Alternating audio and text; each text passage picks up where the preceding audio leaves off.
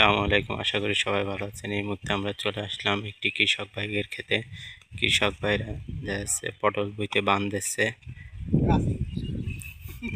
খুব রোদের মধ্যে। আজকে আবহাওয়া রোদ, সময়তে আবহাওয়া নর্মাল আছে, বাতাস আছে প্রচণ্ড। কৃষক ভাইদের কষ্ট হচ্ছে, আবার আনন্দ লাগতেছে, ভালো লাগছে। খোপা বুতার কি কায়দার ভাবে শাবল দিয়ে আগে ফুটো করে নিচ্ছে, নিয়ে খোপা দিচ্ছে। এই খোপা পুঁততে গেলে বলে ওই উঁচু করে পুঁততে গেলে খুব কষ্ট হয়।